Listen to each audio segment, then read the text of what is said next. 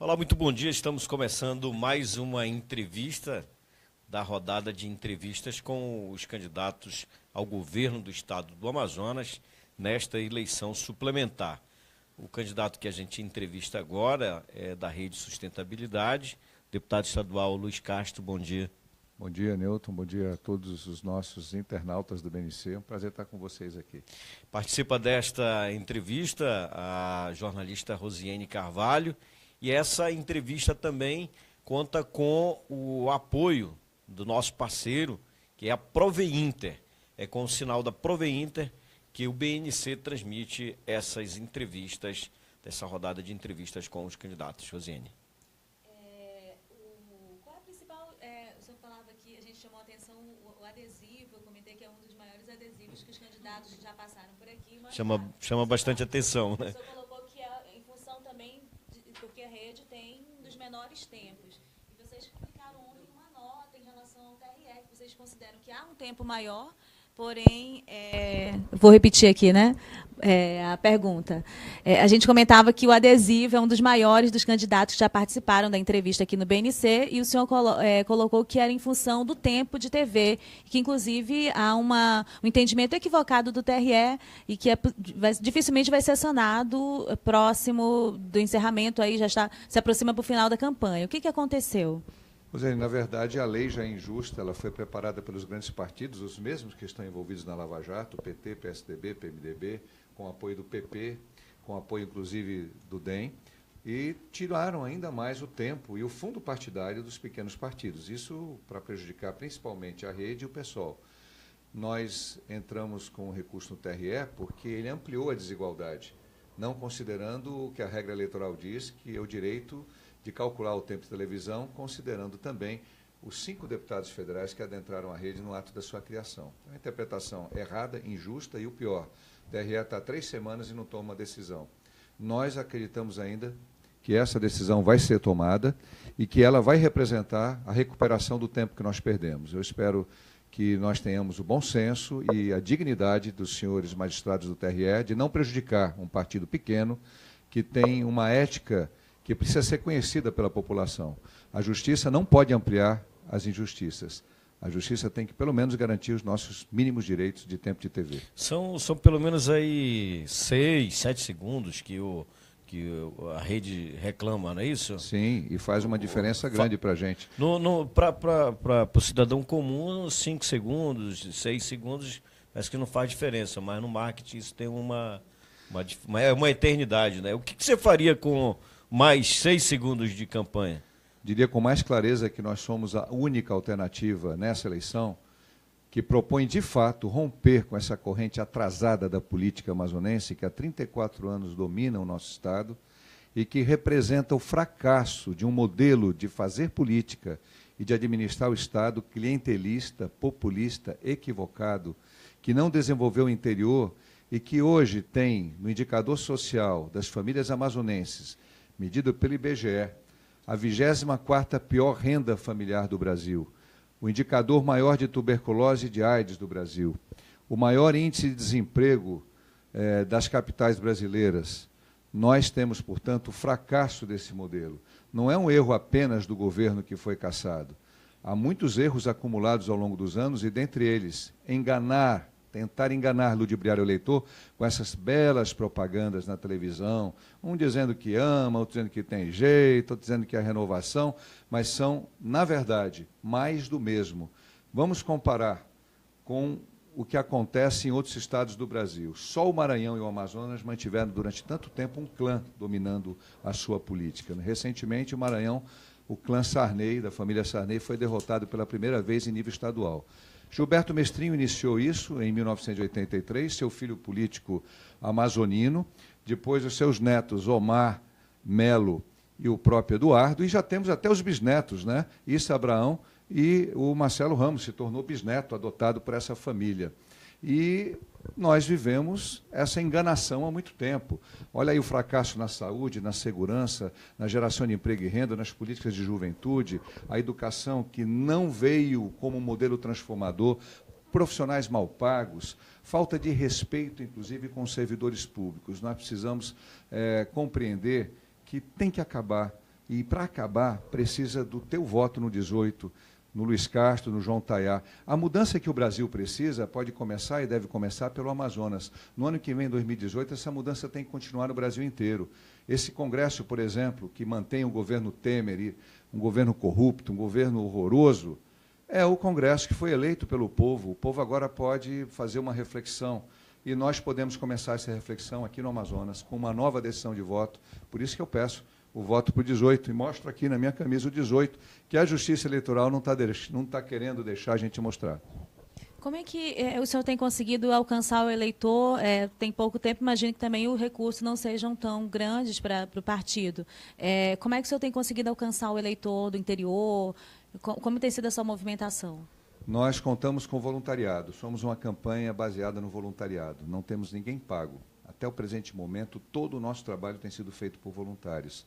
Contamos com as mídias sociais, com o Facebook, com o WhatsApp, contamos com os contatos pessoais, com as panfletagens nas ruas, com as bandeiradas, com as entrevistas. Nós contamos com, principalmente, a boa vontade de pessoas honestas que estão cansadas da velha política. E apelando para aquele eleitor que está pensando em votar nulo, pensando em votar em branco, se abster, não ir para a eleição, que é muito importante que ele vote. Porque quando ele se abstém, quando ele não comparece, quando ele vota nulo, ele ajuda os candidatos da velha política corrompida. Porque esses têm a máquina, esses podem contratar milhares e milhares de cabos eleitorais na capital do interior. Nós representamos para esses eleitores a verdadeira alternativa de uma mudança responsável, firme. Não é aquele choque de gestão do Aécio, não. É um choque de gestão verdadeiro para mudar a forma de governar o Amazonas, rompendo com um ciclo de propinas, de enganações, de mentiras e de privilégios, em que cada vez mais uma pequena minoria está mais rica e a grande maioria do povo cada vez mais pobre. Como os indicadores medidos pelo IBGE, pelo IPEA, provam, não é conversa de candidato. E você sabe como a situação está difícil. Você desempregado, você desempregada, você que está ralando, ou que conhece muitos que estão ralando aí, sofrendo muito as consequências da falta de compromisso desse modelo de governar o Amazonas que há 34 anos impera. O senhor citou que é uma campanha feita por voluntários. Existem voluntários que estão nomeados no seu gabinete? Aí eu lhe pergunto, porque ontem a gente falou já, é o terceiro candidato que a gente cita, essa questão que foi exposta durante a entrevista do presidente do TSE, Gilmar Mendes, em relação à conduta vedada, em relação ao uso da máquina de recursos públicos daqueles que concorrem à reeleição. Isso, foi muito boa a sua concorrem pergunta. No cargo. Muito boa a sua pergunta. Nós temos, sim, alguns voluntários que tiraram férias e, portanto, nós temos o departamento de pessoal da Assembleia para comprovar que são pessoas que estão doando as suas férias e trabalhando nas férias como é direito deles.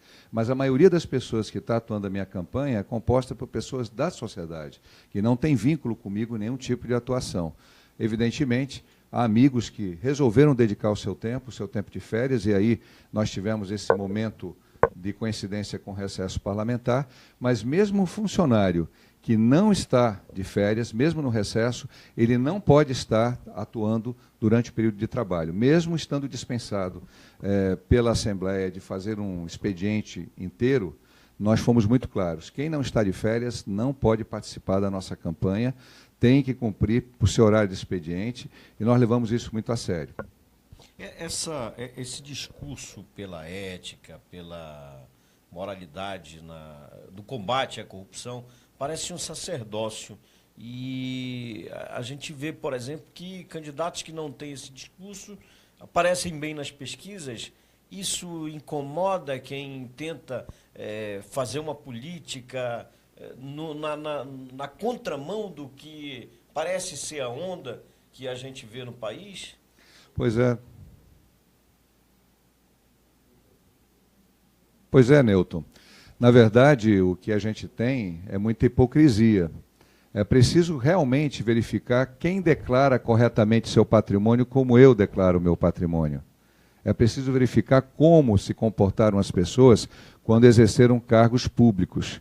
Parte da população foi acostumada com aquela propaganda e com aquela cooptação tradicional. Então, é um pouco despertar a consciência dessas pessoas para mudar a sua forma de analisar o político. Eu, por exemplo, trabalho muito mais fora do gabinete e da Assembleia do que dentro da Assembleia. E é uma característica minha de atuação junto à sociedade com as causas coletivas. A questão da ética, ela é um componente, ela não é o único. Nós não dizemos que queremos governar o Amazonas porque somos limpos, éticos ou corretos. Não, nós vamos muito além. É preciso ter competência, é preciso, de fato, ter um bom plano de governo, ter firmeza, resiliência, ter caráter. Então, para mim, o mais importante é capacidade intelectual, preparo intelectual, mas o mais importante de tudo é o caráter, é você ter firmeza.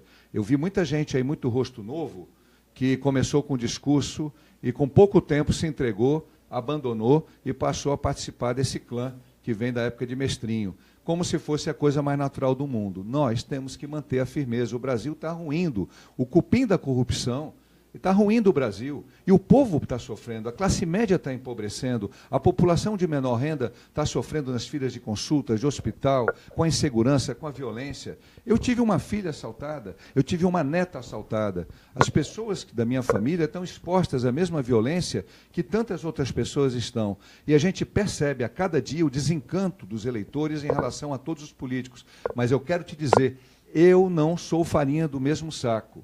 Eu sou Luiz Castro. O nosso vice é o João Tayá, um rapaz inteligente, delegado de polícia, que passou em 19 concursos públicos, que nunca pediu favor para ser nomeado num cargo dentro de governança pública. Nós queremos dizer para você que pode ser muito diferente, se você quiser, mas precisa desse voto de consciência. Nós tivemos no Brasil séculos de escravidão, e eu considero que nós temos uma escravidão moral da corrupção e da falta de compromisso com a população.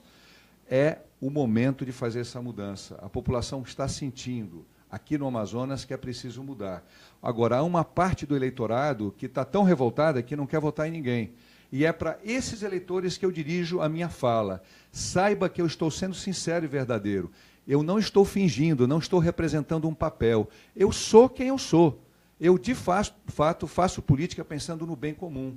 E não coloco os interesses da sociedade em segundo lugar. Esta é a nossa forma de atuar e é assim que a gente quer atuar no governo do Estado. No ano passado, o presidente estadual do PCdoB, Heron Bezerra, numa entrevista ao jornal A Crítica, ele lançou uma crítica em relação ao discurso, à postura que o senhor toma enquanto político. Ele disse que um dia as pessoas iam descobrir que o senhor era o Demóstenes Torres, fez uma comparação com o senhor. O Demóstenes Torres foi um político que tinha essa bandeira da ética, era muito admirado e acabou sendo pego aí em envolvimento com grupos, né, de corrupção no Estado. O senhor tomou alguma medida em relação a isso? Não, o Demóstenes Torres é o próprio Heron. Ele fazia o discurso moralista, repreendia os erros dos governantes de Amazonina e de Eduardo, e quando ele foi para a CEPOL, ele mostrou quem era. Eu não. Eu fui secretário de Estado sem receber uma única propina de nenhum empresário. Eu fui prefeito e eu não aceitava nenhuma negociação espúria com nenhum empresário. Sou muito diferente do Demóstenes. Demóstenes era um procurador hipócrita que nunca exerceu um cargo no executivo. Agora, Heron Bezerra, sim. Ele pode colocar a carapuça de Demóstenes que cabe bem na cabeça dele. E eu não vou perder tempo com uma pessoa que contrariou todos os seus ideais políticos do passado e se transformou naquilo que ele tanto combatia. Eu acho que agora é hora de mostrar quem tem competência para governar. O Heron foi um péssimo secretário de produção. Eu fiquei 2 anos e deixei muito mais resultados do que ele. Mas o que vale agora não é isso, não. É saber se você quer mudar essa corrente, se você está satisfeito. E eu acredito que a absoluta maioria da população amazonense não está satisfeita com o que ela vive, com o que ela assiste, com o que ela sofre, não só na saúde, na segurança, no desemprego, na falta de políticas sociais efetivas e de alternativas de desenvolvimento econômico e de emprego e renda na capital do interior. Deputado, a sua passagem pelo governo Braga, eu não vejo o senhor fazer uma referência ao fato de ter sido secretário dele na Secretaria de Produção Rural. Eu fui secretário do governo, eu não fui secretário do governador. E fui bem intencionado e fiz um excelente trabalho com uma ótima equipe. Todos os instrumentos que nós criamos no setor primário foram mantidos depois. O grande problema? Falta de investimento, orçamento muito pequeno, falta de valorização das equipes, especialmente do IDAM e da ADAF. Todos os instrumentos foram criados baseados no trabalho que eu desenvolvi com o prefeito Envira, que tornou o município de Envira o de maior produção da agricultura familiar de toda a história do Amazonas e que me projetou para ser deputado e depois secretário. Se em outros lugares os programas não deram certo, em Envira deu, porque nós fizemos sério.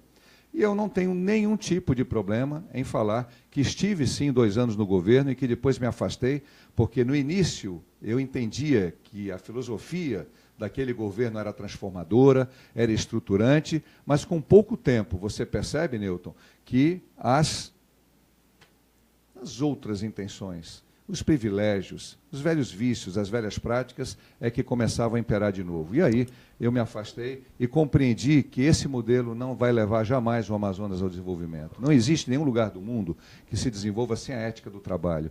Lembre-se, vamos nos lembrar de Luiz Gonzaga na década de 50, que dizia: ai, doutor, uma esmola a um homem que é são, ou lhe mata de vergonha, ou vicia o cidadão. Os governos que acostumam o povo a pedir esmolas e benesses e depender deles são governos enganadores e manipuladores. Nós temos que cortar essa lógica atrasada. O povo precisa de oportunidades, o povo precisa de chances justas, e não de esmolas nem de benesses individuais. A informação na época é que o senhor foi exonerado pelo governador Eduardo Braga, e foi em meio àquela questão da febre aftosa, né, que teve em casa no Careiro, foi durante a sua gestão na CEPRO, e houve aí aumento do repasse para a CEPRO naquela ocasião, né, foi criado novos fundos para a CEPRO. E isso, inclusive, foi uma reação de algumas pessoas ligadas ao Eduardo Braga na ocasião do debate da UEA, em que o Marcelo Ramos provocou lá e disse que todos vocês já haviam se aliado com o Eduardo Braga em algum momento. Pois é, eu percebo até no tremor da sua voz que você faz essa pergunta, mas você não acredita nela, porque você sabe, como Newton, que, na verdade, eu pedi demissão da CEPRO. Eu fui um excelente secretário e eu não compactuei com os erros. E fui o responsável por encontrar com a nossa equipe de uma recém-criada Comissão de Desenvolvimento de Defesa Agropecuária o foco de aftosa que já existia lá. Então, me culpar pelo foco da aftosa é a coisa mais idiota do mundo. Porque quando você encontra uma doença, enfrenta e vence essa doença, você tem que ser reconhecido porque você foi capaz de fazê-lo e não permitir que essa doença propagasse. Foi justamente o contrário. Recebi elogios do ministro Roberto Rodrigues, um excelente ministro da Agricultura, reconhecimento da Agência de Defesa Agropecuária do Ministério da Agricultura por ter cumprido muito bem o nosso papel. E conseguimos, em pouco tempo, controlar o surto que já existia antes de eu ser secretário. Para dizer a verdade, era um surto pré-existente de vários anos por falta de controle sanitário.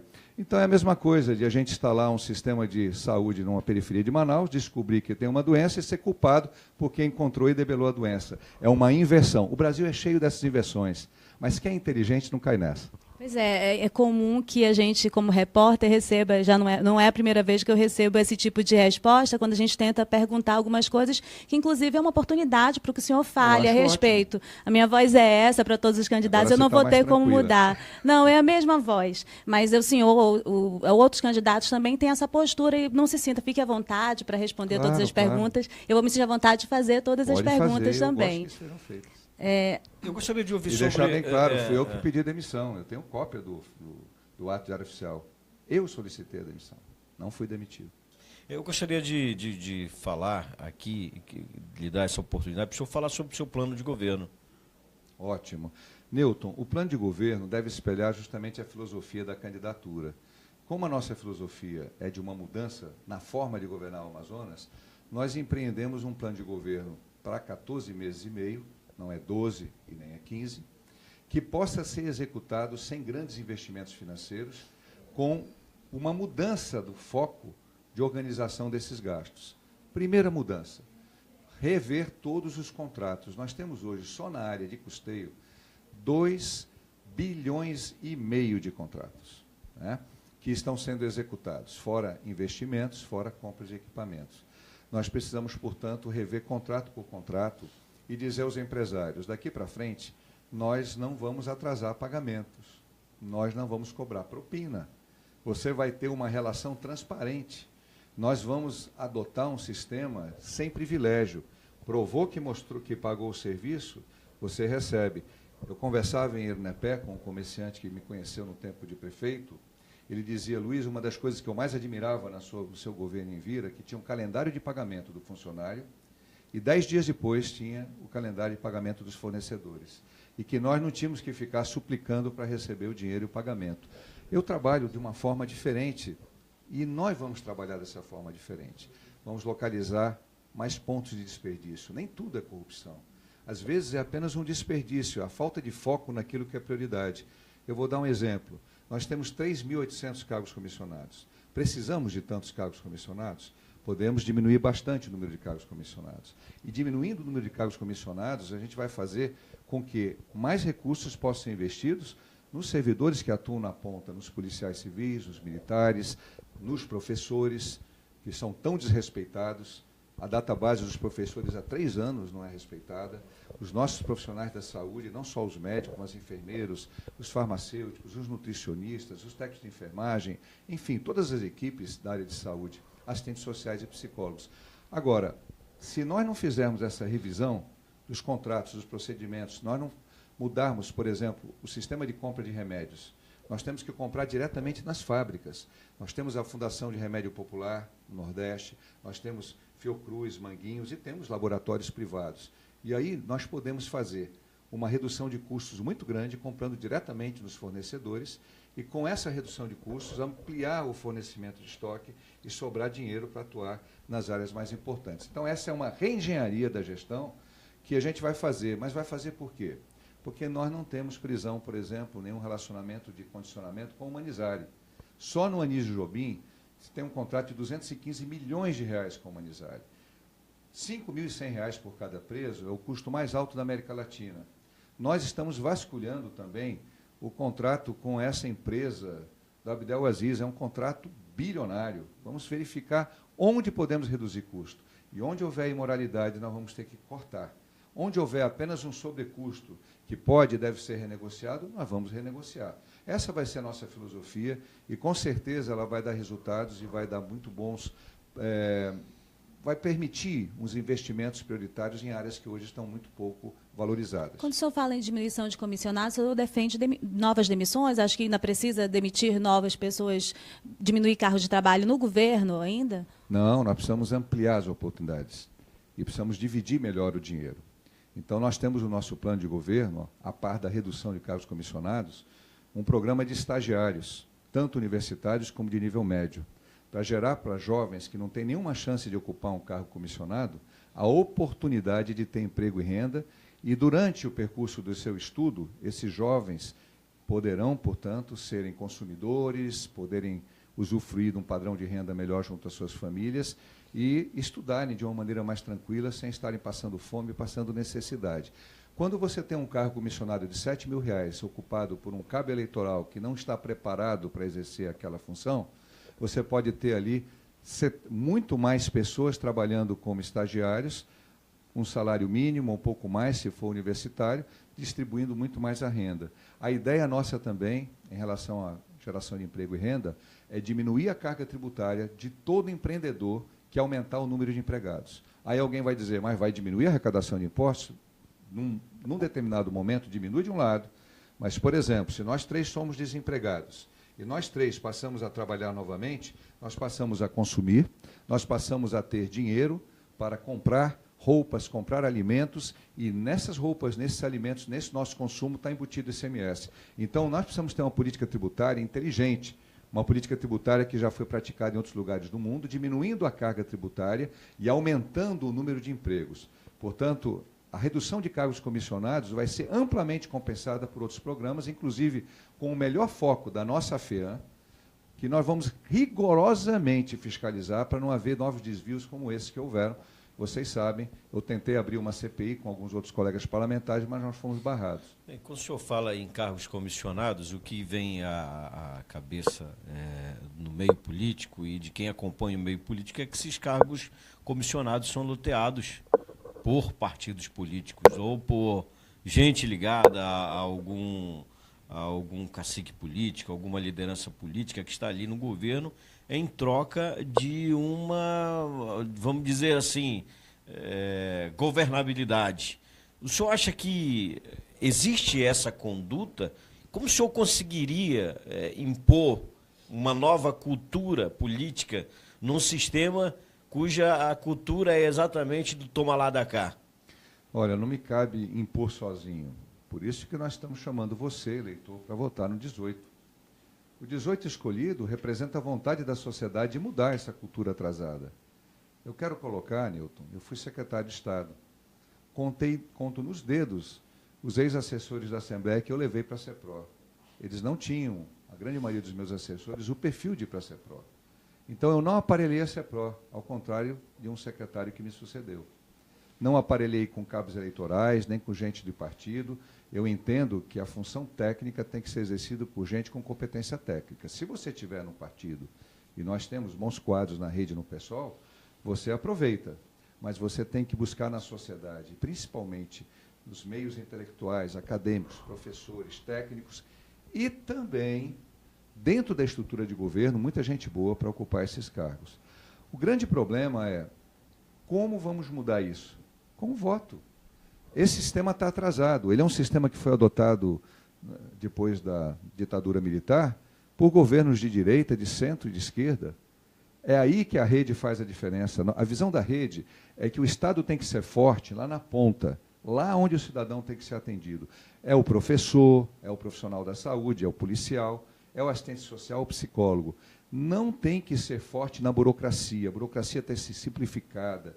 Nós precisamos de menos gente na área meio e mais gente lá no fim, no campo, atendendo as políticas públicas. Essa reengenharia tem que ser feita por quem não tem amarras. E nós não temos amarras. Por isso que a gente usa esse gesto de independência.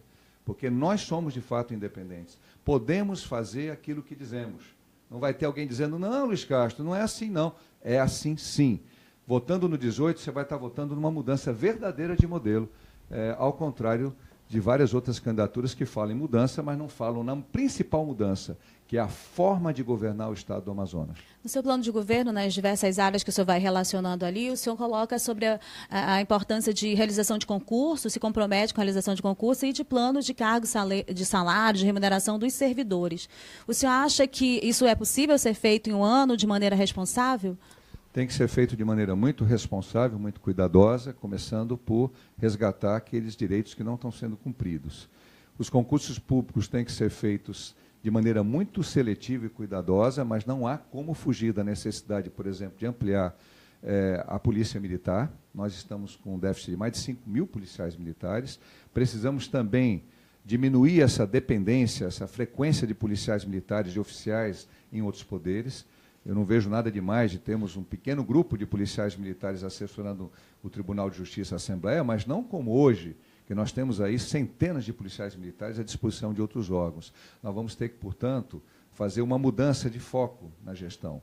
E os concursos públicos têm que ser planejados, eles têm que ser planejados e executados com devido cuidado. Primeiro, chamar os 3 mil concursados da Suzan, que estão aí esperando o chamamento, diminuir a terceirização na área de enfermagem, que é uma terceirização muito nociva para a saúde, é uma terceirização que tem feito muito mal à saúde, e a partir daí você vai progressivamente realizando concursos públicos nas áreas mais estratégicas e com muito cuidado, com muito critério. Nós somos favoráveis aos concursos públicos, vamos preparar, e na medida da capacidade financeira do Estado, podemos até executar algum concurso, podemos até realizar algum concurso ainda dentro dos 14 meses, mas nós não prometemos que vamos resolver todo o passivo de concursos em 14 meses, seria irresponsabilidade. Essa é a minha pergunta, se em 14 meses, se em pouco mais de um ano, se realizaria um concurso público. Para a Polícia Militar, vamos ter que encontrar um mecanismo de economizar. O senhor já avaliou as contas do Estado, os números, como deputado? Imagino que o senhor acompanha de perto. Nós estamos muito preocupados, porque nós percebemos, por exemplo, a dívida pública muito alta. Imaginemos que o Amazonas já está despendendo 727 milhões por ano no pagamento do principal de juros da dívida. Cresceu muito. É bom que o cidadão saiba, quando alguém fala do Prosamin, eu fiz o Prosamin, deixe de mentir, quem fez o Prosamin fomos nós. Nós estamos pagando a conta do Prosamin, são os desempregados de Manaus, são as pessoas que estão aí sendo assaltadas, que estão sendo roubadas. Essa conta está sendo paga pelo povo do Amazonas. Isso é uma outra coisa errada. O senhor não tomaria empréstimo, então? No primeiro momento, você só poderia tomar empréstimos que substituíssem os empréstimos já existentes com juros mais baixos.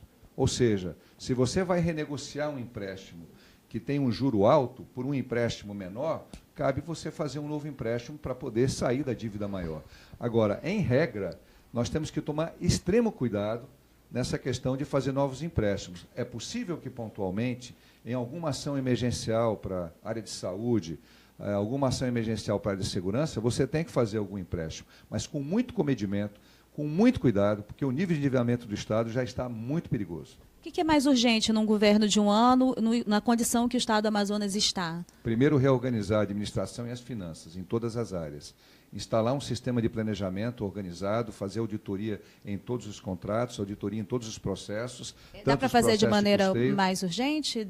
Por isso que nós desdobramos o nosso plano em 2 etapas, os primeiros 4 meses e depois os 8 meses e meio subsequentes. É muito pé no chão, formar equipes técnicas, competentes, auditar todos os processos, diminuir custos e aí reinventar a engenharia, redirecionar a engenharia de gestão para as prioridades na área de segurança, de saúde, de emprego e renda e de desenvolvimento de alternativas econômicas na capital e no interior. Não vai se fazer uma mudança abrupta, não é um passe de mágica. Por isso que o nome da nossa coligação é o início de uma grande mudança. É colocar a ordem em casa, mas não colocar a ordem em casa como alguém está dizendo aí que vai voltar para os velhos tempos. Nós não queremos o retorno ao passado. Quem Nós queremos construir. Parece que tem aí candidato que agora diz que ama, né? E tem outro que diz que tem jeito. Essa turma aí da velha política e que faz uma propaganda linda na televisão e se você assistir você se emociona. É mais bonita que novela da Globo, né? O senhor foi deputado na época dele? No final do mandato de amazonino, fui deputado e depois, no meu segundo mandato... O senhor era da bancada dele?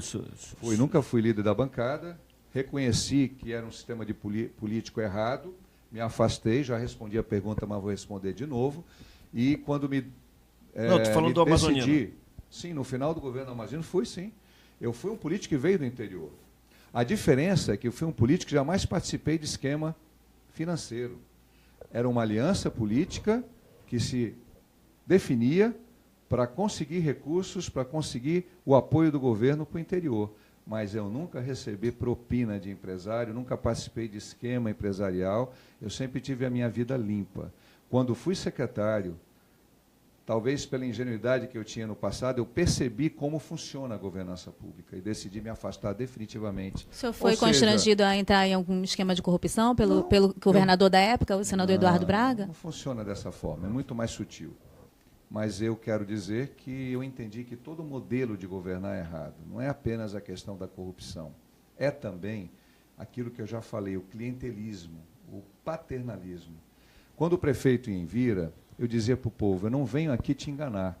Se você não conseguir trabalhar, você não vai ter sucesso. Nosso programa de agricultura familiar não foi paternalista. Ele tinha um requisito, você tem que produzir para você garantir a tua vida melhorar.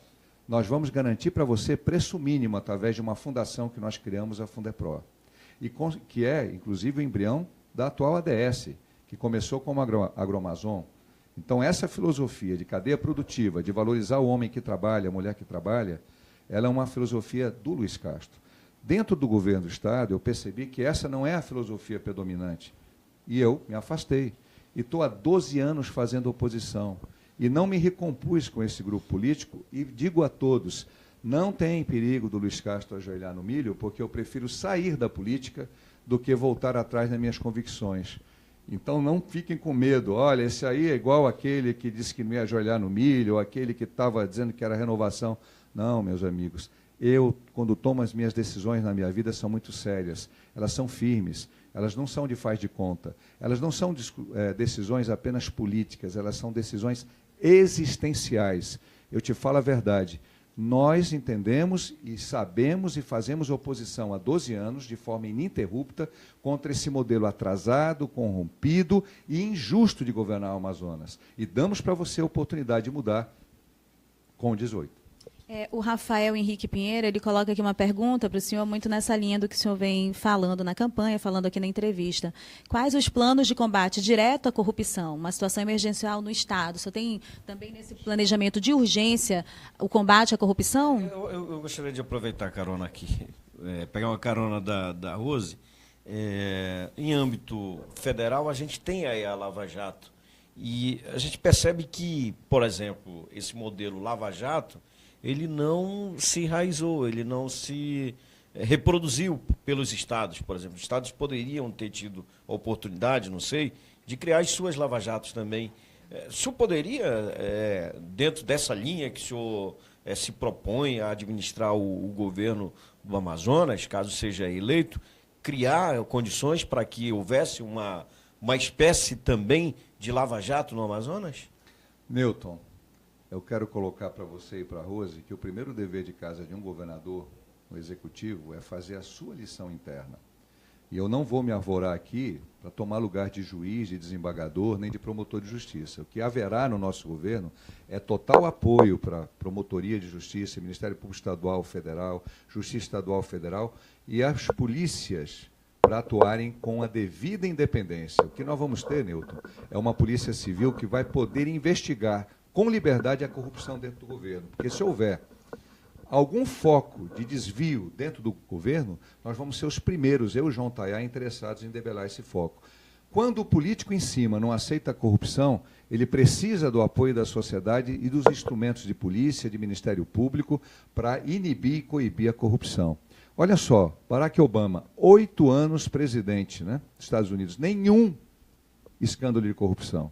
É esse o nosso objetivo. Vamos criar uma auditoria forte, vamos criar uma corregedoria que realmente tenha interlocução, diálogo com a população, e vamos criar um aplicativo para que todo cidadão, quando se sentir enganado, quando tiver uma informação de desvio de material, de desvio de qualquer tipo de insumo, que é do cidadão, não é do governante, não é do servidor público, não pode ser desviado, que nós recebamos essa denúncia com uma equipe que vai ser trazida e com uma fiscalização externa. Nós queremos a sociedade acompanhando e controlando e evitando a corrupção. Quanto a ter uma lava-jato no Estado, nós desejamos muito que o Ministério Público Federal, a Polícia Federal e a Justiça Federal possam fazer no Amazonas, no Pará, em outros estados, o mesmo trabalho que o juiz Sérgio Moro está fazendo. Aliás, quero aqui de público parabenizar outro juiz federal, Valisney Oliveira, nascido em Benjamin Constant, e que faz um belíssimo trabalho de combate à corrupção. Recentemente foi ele que emanou as 2 ordens de prisão de ex-governadores do Distrito Federal. Ele não tem tanto holofote quanto o Sérgio Moro. Foi meu professor na universidade, com certeza. Vou ouvi-lo muito no nosso trabalho de combate à corrupção. E o João Tayá, que é o nosso vice, que é um delegado de polícia que combate o crime, vai ser uma pessoa importantíssima nesse processo. Ele ajudou nas propostas da área de segurança, o seu vice? Qual foi a principal contribuição dele, na sua opinião? Ele trouxe para as nossas propostas uma característica muito clara da visão do policial em ação, do delegado em ação. Ele já foi delegado de polícia em Amundá, já foi delegado de polícia em Manacapuru e hoje é delegado de polícia aqui na nossa capital. E ele é o delegado que comanda um programa Delegado Legal, que faz um trabalho de educação, de conscientização nas escolas de Manaus, como ele também já fez no interior. Então, ele é, ao mesmo tempo, um delegado muito sério, muito rigoroso, mas também com uma visão social bastante abrangente. O João Vitor e eu trabalhamos um plano de segurança bem concatenado, com as questões que têm que ser realizadas com prioridade. Eu vou dar um exemplo. O combate ao tráfico de drogas tem que ser mais forte na fronteira. Nós temos que ter a capacidade de exercer uma parceria com as Forças Armadas e com a Polícia Federal para combater a entrada das drogas na fronteira do Brasil de maneira mais efetiva. E precisamos ampliar a capacidade da Polícia Civil e da Polícia Militar nas cidades do interior e na nossa capital, retomando o policiamento comunitário de uma maneira inteligente, abrangente, trabalhando muito a questão da segurança nas escolas, no transporte coletivo, integrando as câmaras de segurança do comércio, do transporte coletivo, das escolas, no nosso sistema de câmara de segurança, levando a inteligência estratégica da Secretaria de Segurança para dentro da Polícia Civil, fortalecendo a perícia, valorizando os profissionais, não os enganando e trabalhando uma sistemática de organização em que o secretário, ele não é chefe de operação policial, ele é chefe de um sistema de segurança, ele é o gestor. E o sistema de segurança tem que funcionar muito bem em cada uma das suas diversas tarefas e cada um dos seus diversos instrumentos. Polícia Civil, Polícia Militar, a perícia, para que nós possamos, de fato, ter um grande avanço na segurança. Aprendendo, inclusive, com o que foi feito na Colômbia há 20, 30 anos, Rose e Newton, e todos vocês, internautas que nos assistem. Era um perigo você andar em Cali, Medellín, a terra do Pablo Escobar na Colômbia, com o cartel de Medellín, com os cartéis que eram extremamente perigosos e que deixavam a cidade de Medellín, de Bogotá, em extrema insegurança. Hoje, você anda em Medellín, em Cali, em Bogotá, com muito mais tranquilidade que você anda em Manaus. Portanto, nós temos que aprender as lições com nossos irmãos colombianos, profissionalizando a polícia, equipando melhor a polícia, separando o bandido perigoso daquele delinquente que pode e deve ser recuperado, fazendo programas de ressocialização para os dependentes químicos e atuando também na prevenção, juntos aos nossos adolescentes, com grandes programas de contraturno nas zonas mais vulneráveis de Manaus e nos locais mais pobres do interior. Tudo isso tem que ser feito sempre visando as populações mais pobres e mais carentes, para evitar que aquele adolescente no futuro se torne um delinquente. A gente está sendo acompanhado por alguns jornalistas, agradecer aqui a audiência do Lúcio Pinheiro, está acompanhado ao vivo, e a Val Lima, que é do jornal Amazonas em Tempo, mandou uma pergunta. Ela quer saber como o senhor vai conciliar a sua atividade parlamentar no final do recesso com a campanha. Acho que já começa no finalzinho da campanha, né? Volta semana que vem, é isso? Vamos ter apenas 2 dias de plenário, 2 ou 3 dias de plenário, e eu não vejo... Já consegui fazer isso antes do recesso, e nós vamos respeitar, como eu tenho respeitado, participando dos dias de plenário e conciliando as minhas atividades, como é obrigação minha, como é meu dever, e eu não vou poder fazer diferente. Vai ser muito rápido, porque na primeira semana, no final da semana, nós já vamos ter eleição. Mas essa resposta... Pode até aproveitar mais a Assembleia, porque tem uma TV, tem muito tempo, tem mais do que 9 A minha pergunta, deputada, essa sua resposta, que são apenas 2 dias, já é uma admissão que o senhor não tem chance de ir para o segundo turno? Não, eu estou dizendo que são só 3 dias de recesso, tá certo?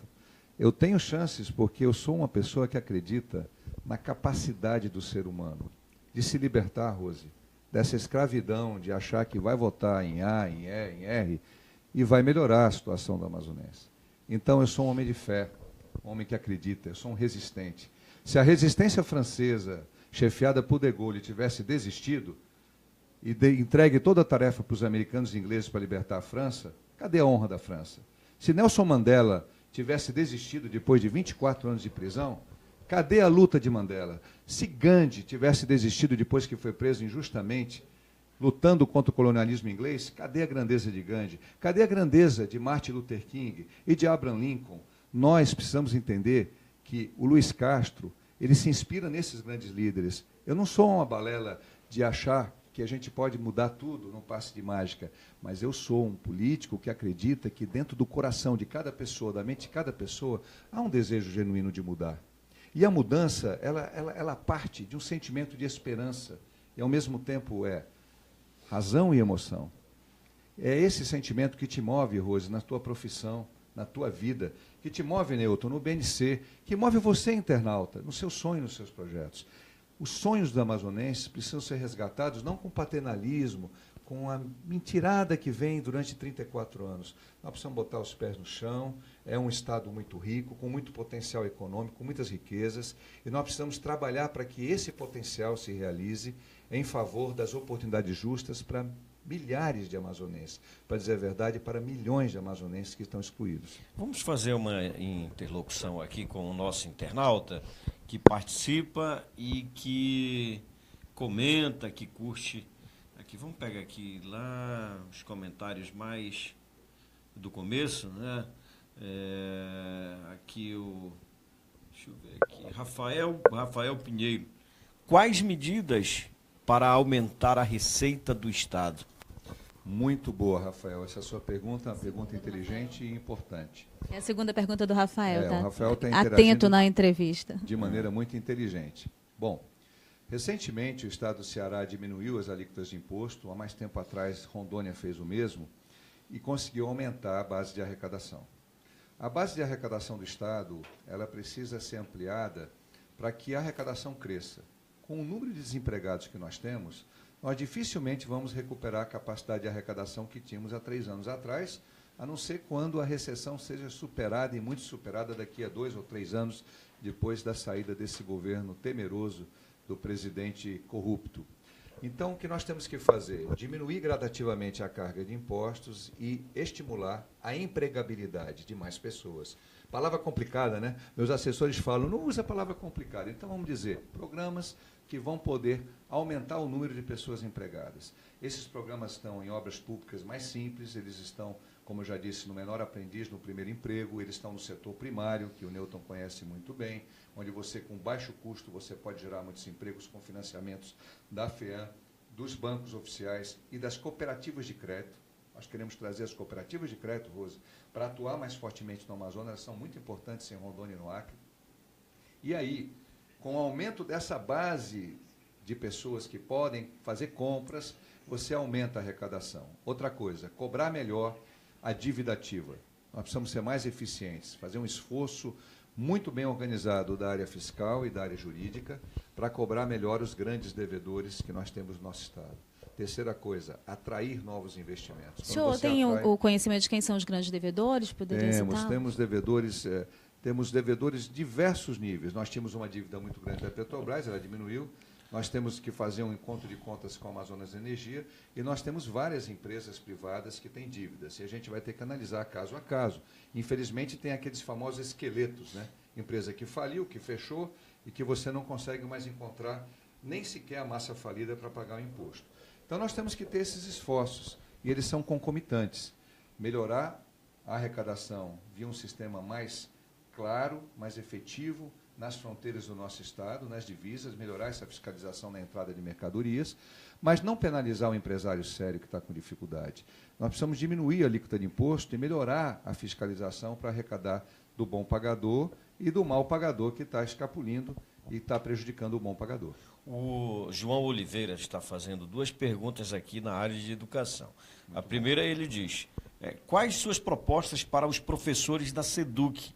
E a outra, processo seletivo para diretores de escola? Muito boas perguntas, a gente agradece. Primeiramente, nós temos 3 datas bases desrespeitadas dos professores. Por acaso, eu sou professor licenciado da SEDUC.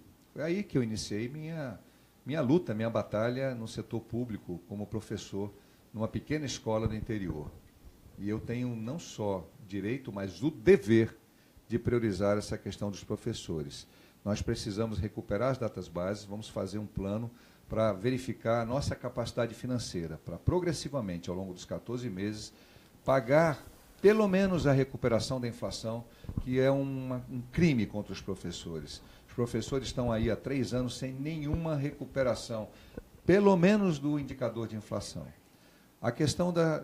E, claro, vamos trabalhar o plano de cargos, carreiras e salários para o longo prazo, amarrando objetivos execuíveis de acordo com a recuperação da capacidade de investimento, da capacidade de arrecadação do Estado. O professor tem que ser priorizado. Olha o que aconteceu em todos os países que avançaram economicamente no mundo, da Coreia, da Alemanha, da Finlândia, o próprio exemplo positivo do Uruguai, da nossa vizinha, depois das Cordilheiras do Chile. Educação precisa ter foco numa valorização do profissional do magistério, que são os professores e os pedagogos. Em relação a diretores de escola, eu sou favorável a um processo seletivo misto, um processo em que, ao mesmo tempo, tenha a medição da credibilidade da comunidade escolar, e aí eu defendo o conselho escolar. No conselho escolar estão representados professores, funcionários, alunos, pais de alunos e outras pessoas que voluntariamente se associam para ajudar a trabalhar o projeto político-pedagógico de cada escola. E, ao mesmo tempo, uma base de seleção técnica. É um sistema misto, e não é apenas de uma eleição, mas também de medir a capacidade de liderança e a capacidade técnica de gestor para termos um bom diretor que não dependa da nomeação de critério exclusivamente político do seu superior. O senhor citou aí o governo Temer, o governo temeroso, segundo o senhor. Se eleito governador, o senhor procuraria o presidente Temer para atrair políticas, atrair financiamento do governo federal para o Amazonas? Nós vamos ter que dialogar com o governo. Gostando ou não do governo, a gente dialoga com o governo, né? Evidentemente, depois de uma eleição, o munus do candidato muda completamente. Ele se torna referência e representante do Estado. A partir daí, as suas convicções políticas, as suas impressões, elas não podem preponderar sobre o interior superior o superior interesse público da sociedade amazonense. Nós vamos ter que dialogar com altivez com todos os segmentos. Eu espero, sinceramente, que esse governo termine antes de concluirmos esse processo aqui no Estado. É claro que essa é apenas uma esperança, não é uma convicção. O povo brasileiro vem sofrendo há muito tempo, mas nós vamos aprender, e vamos aprender aos poucos, mas temos que aprender mais rápido, que se temos maus governos, é porque eles foram eleitos. E precisamos tomar mais cuidado, melhor cuidado, para eleger melhores governos. Mas não basta pensar só nos governos. 2018 vai ser tão importante quanto eleger um novo presidente, e, se Deus quiser, até antes de 2018, se for possível, é eleger bons representantes no Congresso Nacional. Nós precisamos ter uma mudança profunda no Congresso Nacional. Não é só dos representantes do Amazonas, dos representantes do país inteiro. Nós precisamos de uma mudança profunda para que uma próxima composição do Congresso Nacional ela exerça o seu poder em função dos interesses do povo e não em função do que está acontecendo hoje. Candidato, quantos anos de vida pública o senhor tem? Quantos mandatos o senhor já exerceu? E nesse tempo de vida pública, o que a política trouxe de bom e de ruim para o senhor, para a sua família? Olha, 18 anos de mandato de deputado, já fui prefeito 2 vezes, não havia reeleição, então fui prefeito por 6 anos, depois eu fui prefeito por 4 anos, então aí já tenho mais de 28 anos de exercício de vida pública, tenho bastante experiência. Bom, eu quero colocar para você que a vida pública, a política, me deu uma oportunidade única de ser um agente ativo da vida social.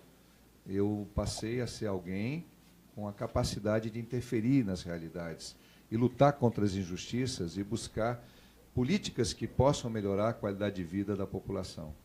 Isso é o que me moveu desde o momento em que eu fui candidato a prefeito em Vira. Fui eleito na primeira vez como o 2º prefeito mais jovem do Brasil, o mais jovem da região norte. É isso que me move na política. Esse é o lado bonito da política.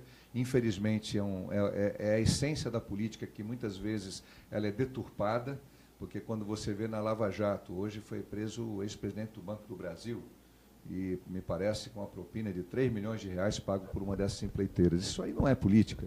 Isso aí, na verdade, é a lama, né? É a ganância, é a falta de qualquer critério. Então, a política me atraiu pela possibilidade de fazer o bem comum, de poder trabalhar pelas questões coletivas, de ajudar as populações mais vulneráveis a melhorar sua qualidade de vida. Isso começou no interior, mas também prosseguiu na minha atividade aqui em Manaus. O que não me atrai na política hoje é a compra de votos, é a deturpação do poder político, é o político se usurpando da vontade do povo e tornando o exercício do seu mandato um exercício em função dos seus interesses privados e não dos interesses coletivos. Isso aí não sou eu que estou falando, isso aí a Lava Jato está mostrando, a Maus Caminhos aqui no Amazonas mostrou. É a falta de compromisso, de fato, com uma gerência do dinheiro público com eficiência, com transparência. É essa velha história, o que mais me magoa na política é essa história do rouba mais faz. Esse rouba mais faz vem de Adhemar de Barros, depois passou para Paulo Maluf. O PT e o PSDB combatiam Paulo Maluf, depois o rouba mais faz foi apropriado também por esses partidos que combatiam no passado esse tipo de comportamento.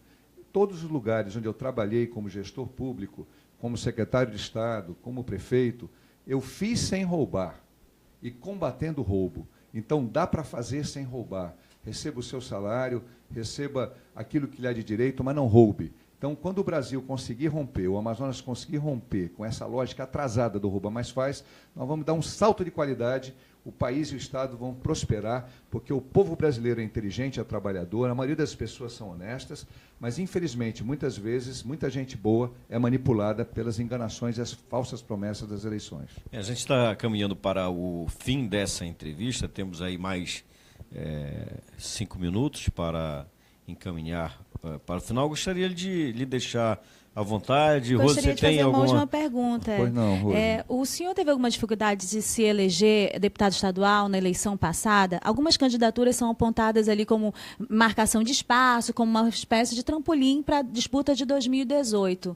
O que o senhor tem a dizer a respeito disso? Isso foi falado, inclusive, pelo candidato a vice da União pelo Amazonas, Marcelo Ramos, quando ele comparou a candidatura do senhor e de outros candidatos com a dele em anos passados. Bom, eu quero dizer que eu não tive nenhuma dificuldade para ser eleito. Eu sempre fui eleito entre os 24 mais votados, portanto, eu sempre tive votações muito boas.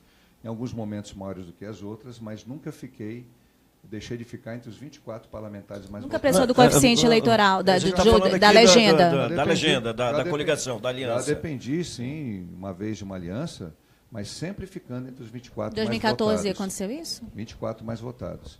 E aí, Rose, eu quero te colocar com clareza. Eu não serei candidato a deputado estadual.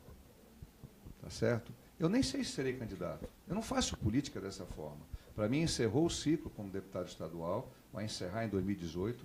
Pode olhar sério para mim, que eu vou te falar que eu vou estar convicto, não vou ajoelhar nesse milho. Eu vou estar aqui com você e com o Newton para confirmar.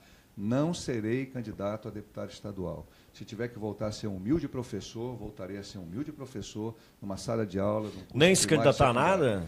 Isso vai ser discutido com o nosso partido, em primeiro lugar, com a sociedade, se eu vou concorrer a outro cargo ou não.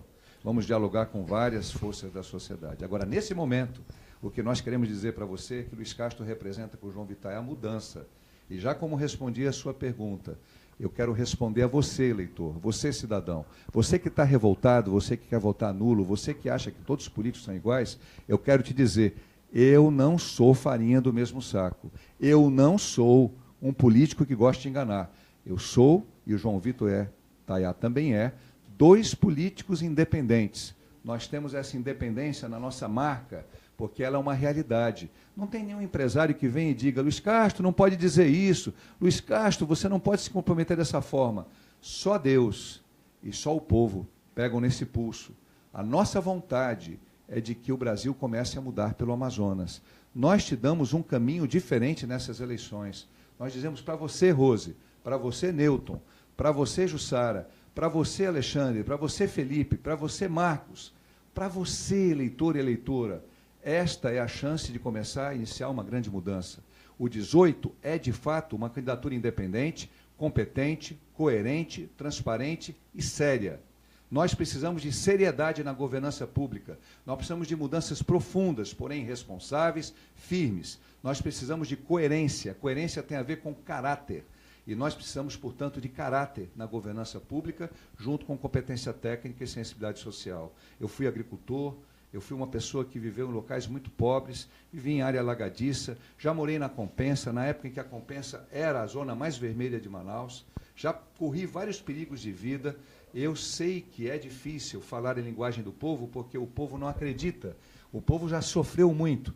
Mas se você está tão desencantado, essa é a hora de você não jogar fora a sua vez, a sua voz no voto. O voto do 18, o voto da coragem cívica de romper com essa corrente que há 34 anos encapsulou o Estado do Amazonas numa lógica de atraso, de corrupção, de enganação, de mentiras, de paternalismo e de clientelismo. É hora de mudar. Nós pedimos o teu voto para mim e para João Tayá, este jovem guerreiro, este jovem delegado de polícia e professor, e este não tão jovem na idade, mas jovem no coração, que sempre gosta de adotar novas ideias para melhorar a administração pública. É hora, Newton, é hora, Rose, é hora, internauta que assiste o BNC, de você dizer não ao que está errado e de dizer sim ao seu futuro e à sua esperança. Nós estamos aqui coadunados com você.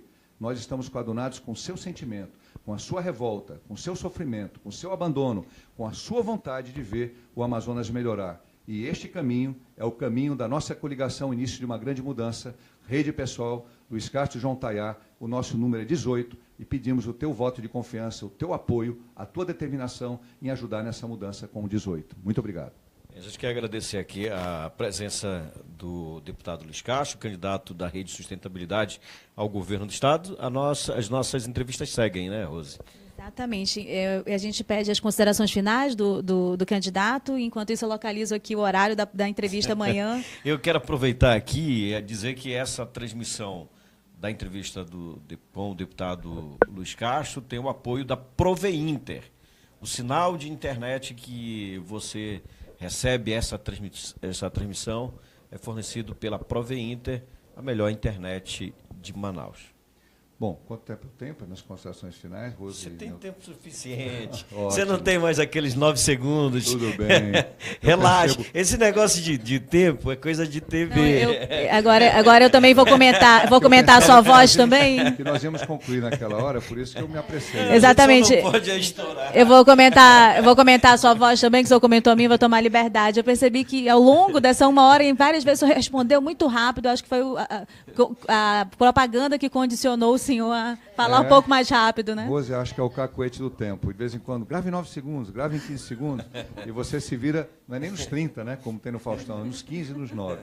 Mas, olha, eu quero agradecer, Rose, a você, quero agradecer, Newton, ao BNC. Eu disse outro dia ao Newton, uma cobertura estupenda, sem demérito dos demais portais e sites e blogs. A gente percebe que vocês estão fazendo uma cobertura excepcional desse momento eleitoral. E como eu já coloquei com muita clareza, olha, esse clã aí, tem aí o Game of Thrones, né? Você vê os vários clãs aí, o pessoal que acompanha essa série. Esse clã que vem de mestrinho, esse clã já deu o que tinha que dar. É hora da gente mudar, é hora da gente realmente iniciar uma nova fase no nosso Estado. E você tem independência para fazer isso. Você não é alguém que tem que fazer o que os outros te dizem que você tem que fazer. O nosso voto é o voto da liberdade, é o voto da libertação dessa corrente atrasada.